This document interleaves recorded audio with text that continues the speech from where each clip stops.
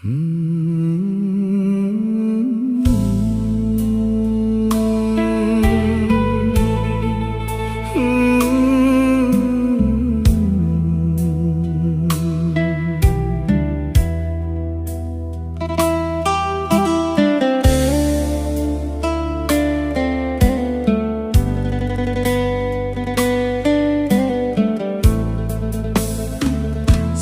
្រេចចិត្តឃ្លាតចាកចេញពីស្រុកកំណើតទាំងទឹកភ្នែកហូរចូលច្បល់កូនតូចនៅគេងលោកមិនដឹងអីបងចេញមកភ្នំពេញ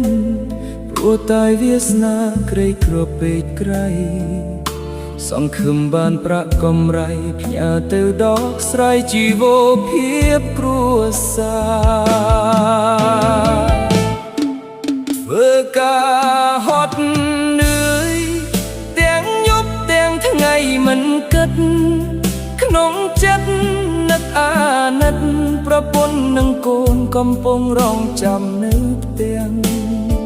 ហូបចុកសន្សំសំចៃមិនហ៊ានចាយវិល័យអូនព្រោះចង់ឲ្យអ្នកផ្ទះបានស្បាផុតពីទុក្ខភ័យរឿងខ្វះខាត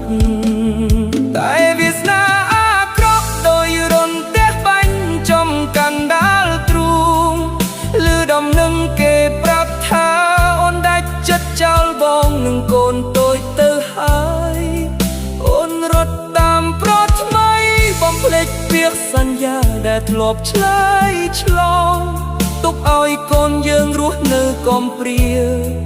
ម្នាក់ឯងកុំសត់កំរ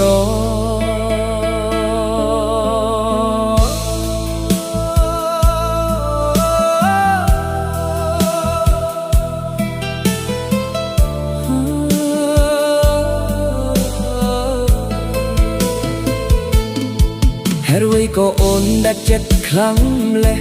បោះបង់កូនតូចឲ្យយំស្រែករោគដែរដែលបងកំពុងតែលុបកម្លាំងដូរប្រាក់ឲ្យអូន